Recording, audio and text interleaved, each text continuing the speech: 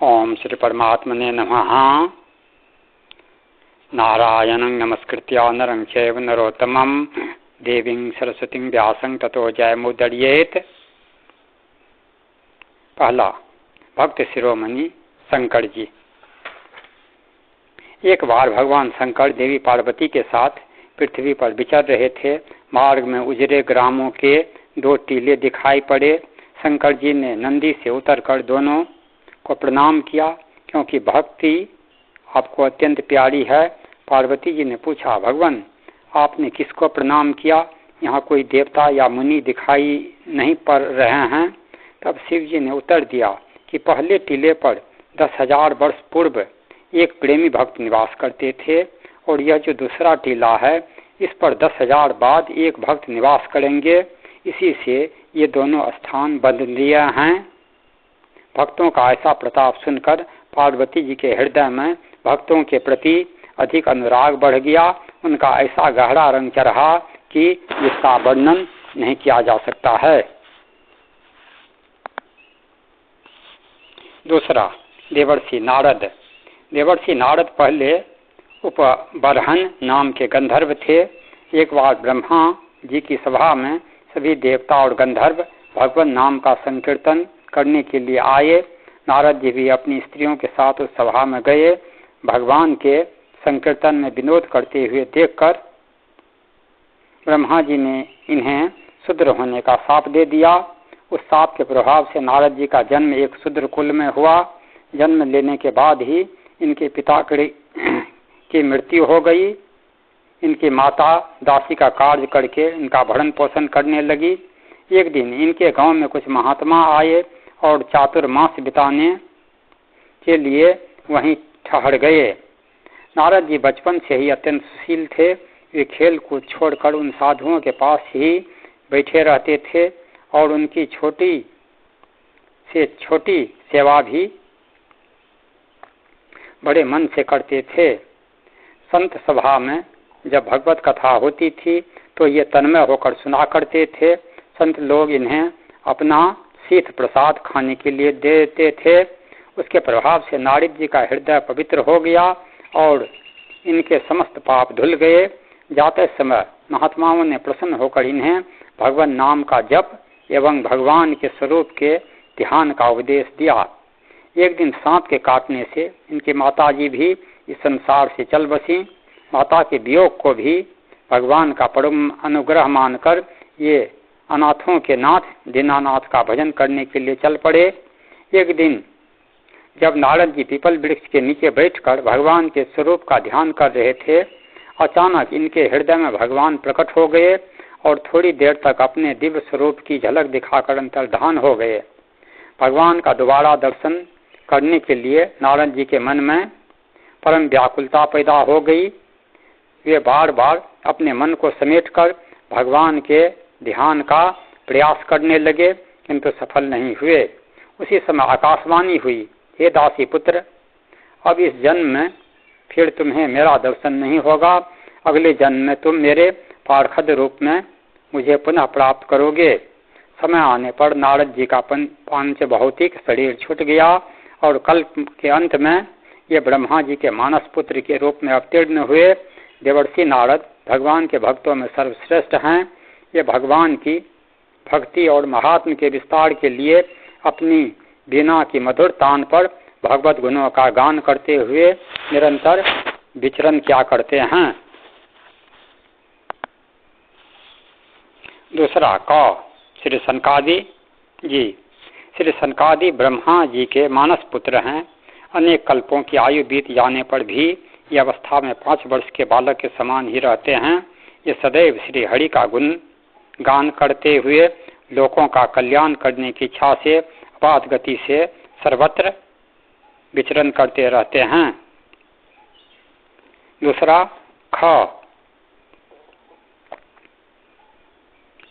योगीराज राजा जनक।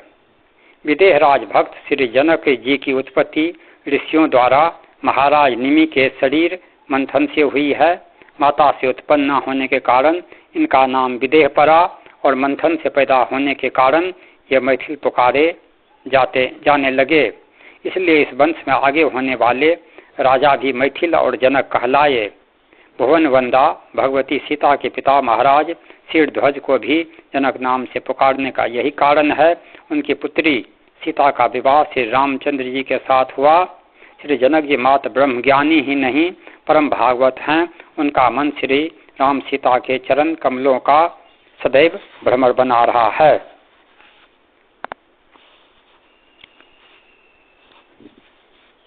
ग महात्मा सुखदेव। महात्मा सुखदेव भगवान वेद व्यास के पुत्र थे। इनकी उत्पत्ति के संबंध में अनेक कथाएं मिलती हैं। कहीं इन्हें व्यास की पत्नी विठका के तप का परिणाम और कहीं व्यास जी की तपस्या के परिणाम स्वरूप भगवान शंकर का अद्भुत वरदान बताया गया है।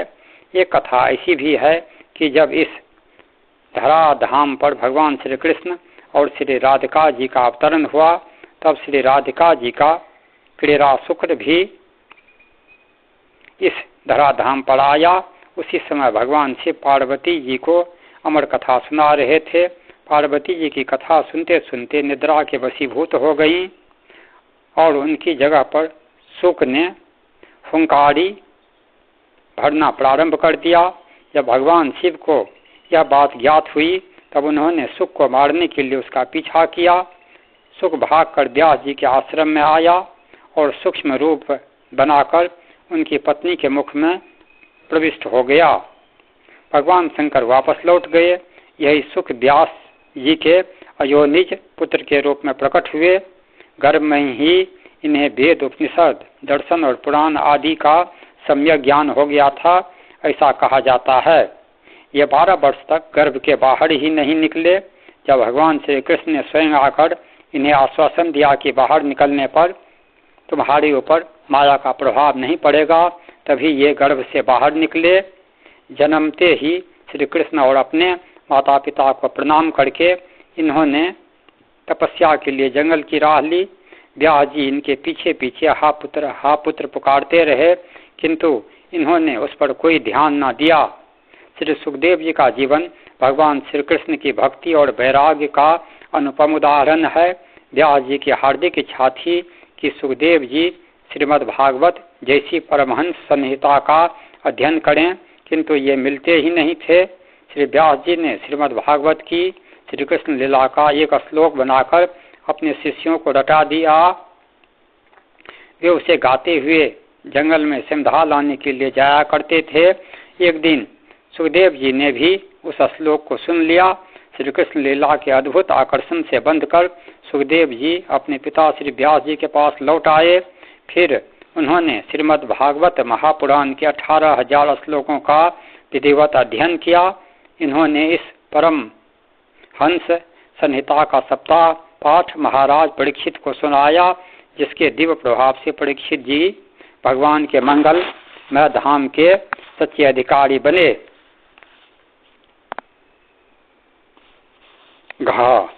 श्री यमराज जी, भगवान सूर्य की पत्नी संज्ञा से आपका प्रादुर्भाव हुआ है। आपको भगवान श्री हरि ने अपनी विभूति कहा है। यम संयमतामहम, गीता 10:29। आप कल्पांत तक संयमनी पुरी में रहकर जीवों के कर्मानुसार शुभाशुभ फल का विधान करते रहते हैं। प्रजा का संयमन करने के कारण आपको यमराज भी कहा जाता है। पुण्यात्मा लोगों को आप धर्मराज के रूप में बड़े सौम्य और पापात्मा जीवों को यमराज के रूप में भयंकर दिखते हैं। कठोपनिषद में नचिकेता को दिया गया इनका उपदेश बड़े महत्व का है।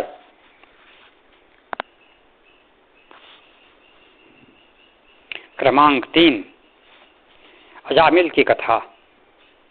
कन्नौज के आचार्यच्युत एवं जातिच्युत ब्राह्मण अजामिल ने कुलटा दासी को पत्नी बना लिया था। न्याय अन्याय से जैसे भी धन मिले वैसे प्राप्त करना और उस दासी को संतुष्ट करना ही उसका काम हो गया था। माता पिता की सेवा और अपनी विवाहिता साध्वी पत्नी का पालन भी कर्तव्य है। यह बात उसे सर्वथा भूल चुकी थी। उस कुलटा दासी से अजामिल के कई संतानें हुई। पहले का किया पुण्य सहायक हुआ। किसी सत्पुरुष का उपदेश काम कर गया। अपने सबसे छोटे पुत्र का नाम अजामिल ने नारायण रखा। बुढ़ापे की अंतिम संतान पर पिता का अपार मोह होता है। अजामिल के प्राण जैसे उस छोटे बालक में ही बसते थे। इसी मोहग्रस्त दशा में मृत्यु की घड़ी आ गई। यमराज के भयंकर दूत हाथों में पास लिए आधम के और अजामिल के सूक्ष्म शरीरों को उन्होंने बांध लिया। उन विकराल दूतों को देखते ही भय से व्याकुल अजामिल ने पास में खेलते हुए अपने पुत्र को कातर स्वर में पुकारा, नारायण नारायण। नारायण एक मरणासन प्राणी की यह कातर पुकार सुनी भगवत पार्षदों ने और वे दौड़ पड़े यमदूतों का पास। उन्होंने छिन्न भिन्न कर दिया।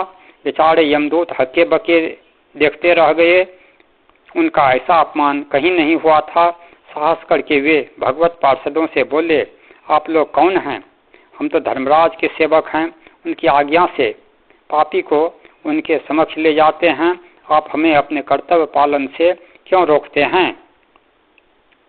भगवत पार्षदों ने फटकार दिया, तुम धर्मराज के सेवक सही हो, किंतु तुम्हें धर्म का ज्ञान ही नहीं है। जानकर या अनजान में ही जिसने भगवान नारायण का नाम ले लिया वह पापी रहा कहाँ? इस पुरुष ने पुत्र के बहाने से सही नाम तो नारायण का प्रभु लिया है, फिर इसके पाप रहे कहाँ? तुम एक निष्पाप को कष्ट देने की धृष्टता मत करो। यमदूत क्या करते? वे अजामिल को छोड़कर यमलोक आ गए और अपने स्वामी के सन्मुख हाथ जोड़कर सारा वृतांत निवेदित किया। दूतों की बात सुनकर यमराज बोले, सेवको, तुम लोग केवल उसी पापी जीव को लेने जाया करो जिसकी जीव से कभी किसी प्रकार भगवान नाम ना निकला हो, जिसने कभी भगवत कथा ना सुनी हो, जिसके पैर कभी भगवान के पावन लीला स्थलों में ना गए हों, अथवा जिसके हाथों ने कभी भगवान के श्री विग्रह की पूजा ना की हो।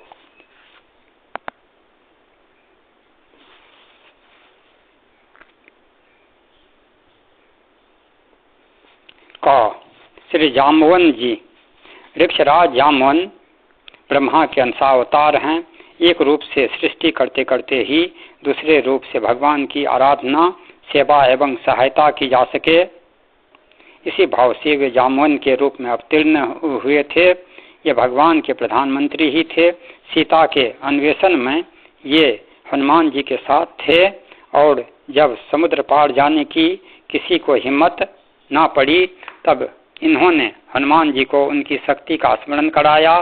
भगवान राम के चरणों में इनका इतना प्रेम था कि उनके अयोध्या पहुंचने पर इन्होंने वहां से अपने घर जाना अस्वीकार कर दिया और हठ किया कि मैं आपके चरणों को छोड़कर कहीं नहीं जाऊंगा।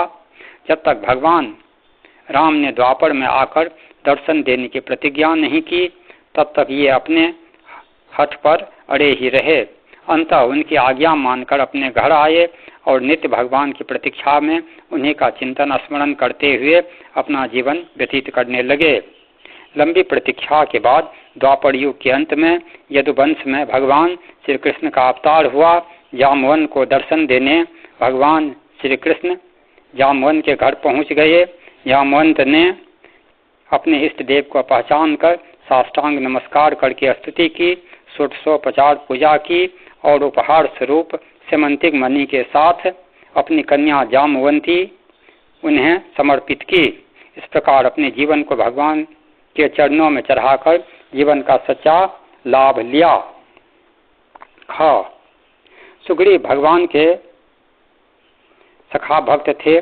सीता जी का हरण हो जाने पर जब भगवान श्री रामचंद्र जी अपने भाई लक्ष्मण जी के साथ उन्हें खोजते खोजते सगड़ी के बताने पर ऋषमुख पर्वत पर आए तो सुग्रीव ने दूर से ही श्री राम लक्ष्मण को देखकर हनुमान जी को भेजा। हनुमान जी उन्हें आदरपूर्वक ले आए। अग्नि के साक्षित्व में श्री राम एवं सुग्रीव में मित्रता हुई।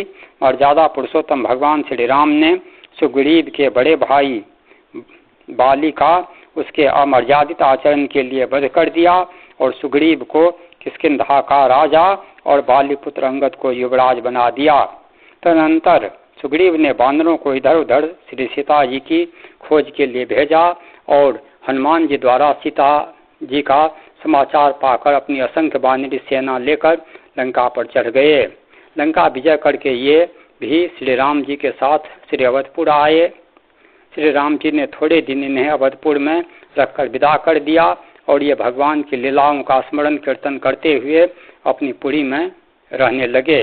अंत में जब भगवान निज लोक पधारने लगे तब ये भी आ गए और भगवान के साथ ही साकेत गए।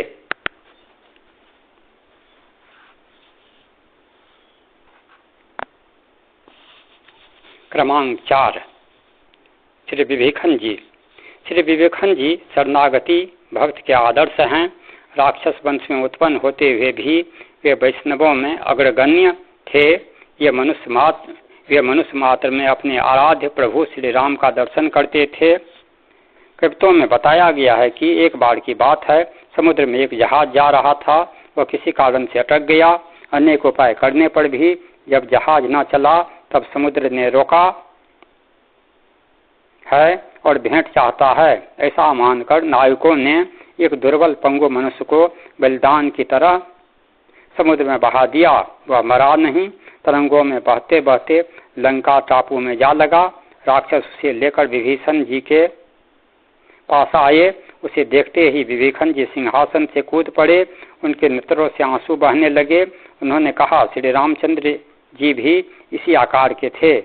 बड़े भाग से आज इनका दर्शन हुआ है। विभीषण जी ने उस मनुष्य को वस्त्र और अलंकारों से सजाकर सुसज्जित सिंहासन पर बैठाया और अनेक प्रकार से उसका सम्मान किया। फिर भी वह मनुष्य प्रसन्न नहीं हो रहा था। क्षण क्षण में उसकी कांति क्षीण हो रही थी। तब विभीषण ने प्रार्थना की कि प्रभु कृपा कीजिए, सेवा के लिए मुझे आज्ञा दीजिए। यह सुनकर उस मनुष्य ने कहा, मुझे समुद्र के उस पार पहुंचा दो, इसी में मुझे बड़ा भारी सुख होगा। तब बहुमूल्य अपार रत्न राशि भेंट में उसे देकर विभीषण जी समुद्र तट पर फिर ले आए।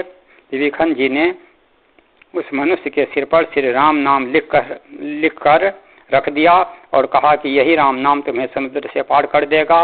विभीषण की कृपा से उस मनुष्य में भी सच्चा प्रेम और विश्वास उत्पन्न हो गया और वह उसी ठौर बैठ गया। संयोग बस वही जहाज फिर लौट कर आया जिससे उसे गिराया गया था। जहाज पर लोगों ने इसे पहचान लिया। पूछने पर उसने उल्लासपूर्वक सब वृतांत बताया। सुनकर लोगों को बड़ी प्रसन्नता हुई। उन लोगों ने बड़ी अनुनय विनय करके उस मनुष्य को जहाज पर चढ़ा लिया। लोग बस नाविकों ने उससे रत्न राशि छीननी चाहिए। तब वह जल में कूद पड़ा और थल की तरह जल में चलने लगा। उसके पैरों में जल छू तक नहीं रहा था। यह देखकर सब आश्चर्यचकित हो गए और उससे इसका कारण पूछा। उसने विभीषण द्वारा बताई गई श्री राम नाम महिमा सबको बताई। अब तो सब बहुत पछताए, क्षमा मांगी और नाम में सबका अपार प्रेम हो गया। ऐसे श्री राम निष्ठ भक्त थे विभीषण जी।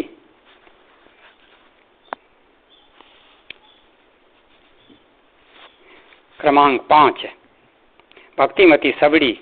सबड़ी भगवत भक्ति की साक्षात प्रतिमा थी। उसका जन्म भील कुल में हुआ था। वह भील राज की एकमात्र कन्या थी। उसका विवाह पशु स्वभाव के एक क्रूर व्यक्ति से होना निश्चित हुआ था।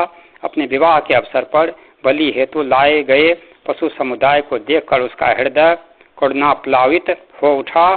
उसके हृदय में दया, अहिंसा और भगवत भक्ति के संस्कार थे। उसने अपने पिता के अपयश की परवाह किए बिना चुपचाप जंगल की राह ली। सबड़ी वन में निवास करने लगी।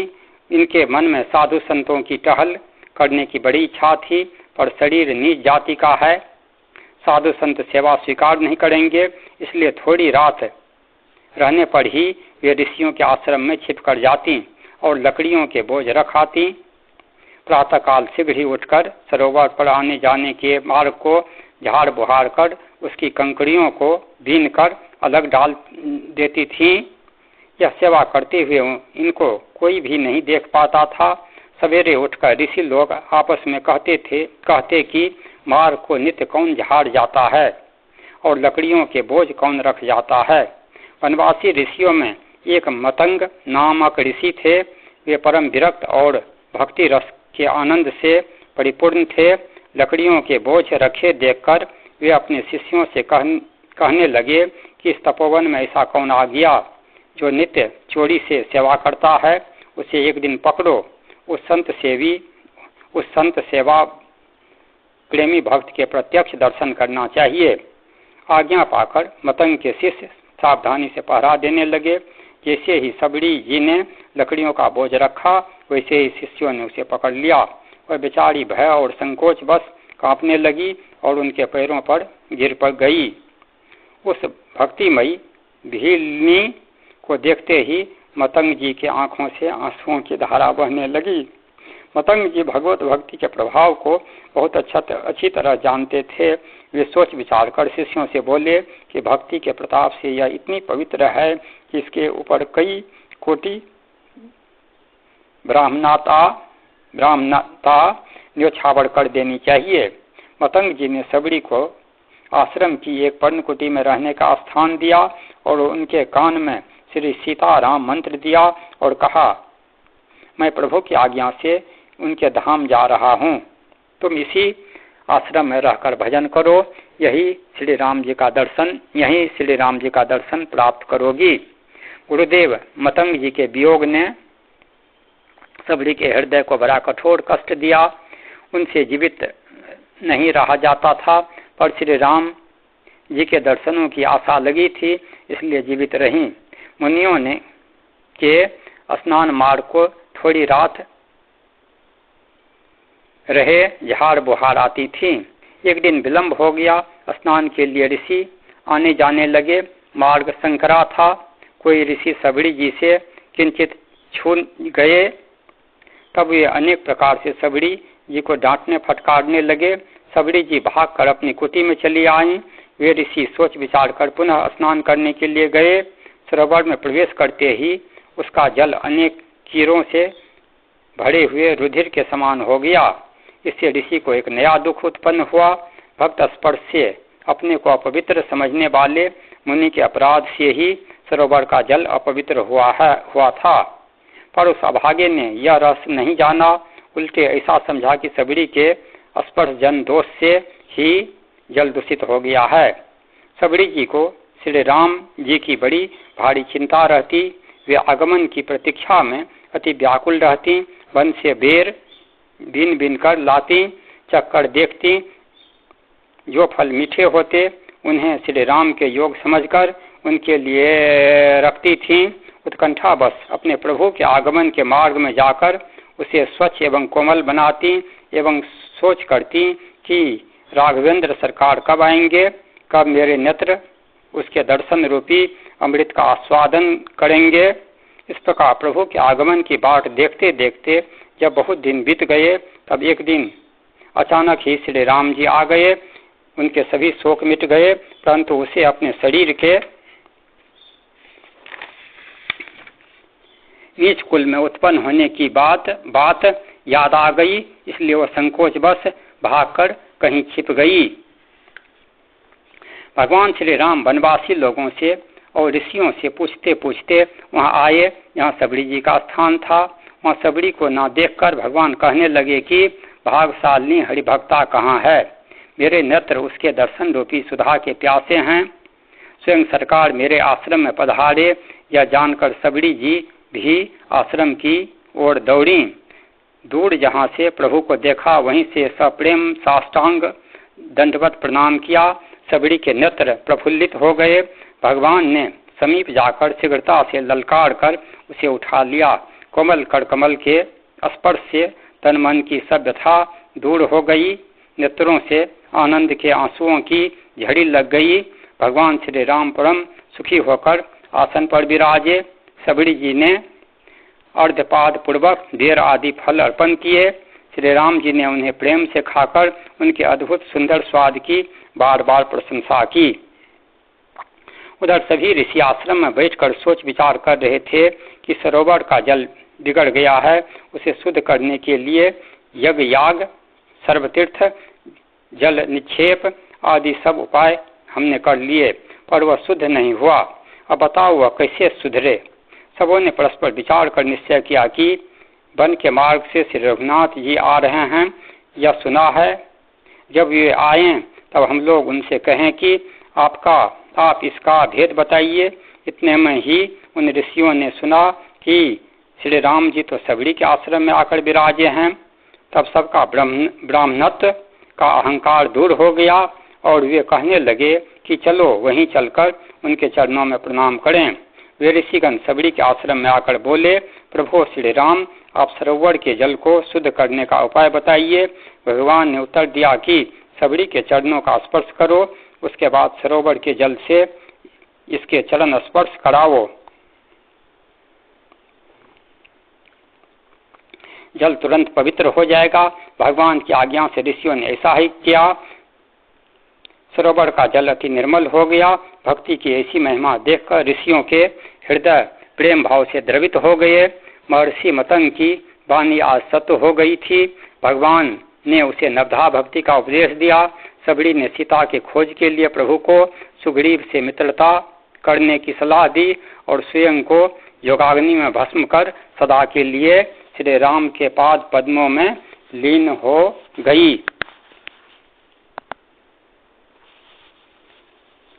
श्री जटायु जी, प्रजापति कश्यप जी की पत्नी विंता से 2 पुत्र हुए, अरुण और गरुड़। इनमें से भगवान सूर्य के सारथी अरुण जी के 2 पुत्र हुए, संपाति और जटायु। बचपन में संपाति और जटायु उड़ान की होड़ लगाकर ऊंचे जाते हुए सूर्य मंडल के पास तक चले गए। असह तेज न सह सकने के कारण जटायु तो लौट आए, किंतु संपाति ऊपर ही उड़ते गए। सूर्य के अधिक निकट जाने पर संपाति के पंख सूर्य ताप से भस्म हो गए।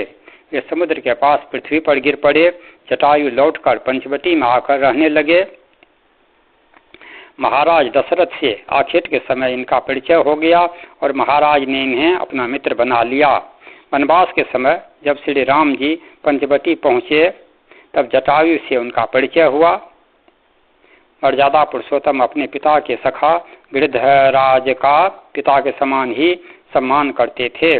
जब श्री राम छल से स्वर्ण मृग बने मारीच के पीछे वन में चले गए और उसकी कपटपूर्ण पुकार सुनकर लक्ष्मण जी भी बड़े भाई को ढूंढने चले गए, तब सुनी कुटिया से रावण सीता जी को उठा ले गया।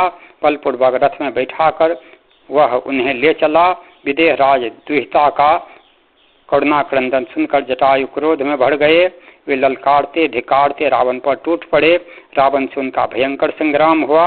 अंत में रावण ने उनके पंख तलवार से काट दिए। वे भूमि पर गिर पड़े। जानकी जी को लेकर रावण भाग गया। श्री राम विरह व्याकुल होकर जानकी जी को ढूंढते वहां आए। जटायु मरणासन थे। उनका चित्त श्री राम के चरणों में लगा था। उन्होंने कहा, राघव, राक्षस राज रावण ने मेरी यह दशा की है। वही दुष्ट सीता जी को लेकर दक्षिण दिशा की ओर चला गया है। मैंने तो तुम्हारे दर्शन के लिए ही अब तक प्राणों को रोक रखा था। अब वे विदा होना चाहते हैं, तुम आज्ञा दो। श्री राघव के नेत्र भर आए। उन्होंने जटायु को गोद में रख लिया। जटायु ने श्री राम के मुख कमल का दर्शन करते हुए उनकी गोद में ही शरीर छोड़ दिया। उन्हें भगवान का सारूप्य प्राप्त हुआ। श्री राम ने जटायु के शरीर का सम्मान पूर्वक दाह कर्म किया और उन्हें जलांजलि देकर श्राद्ध किया।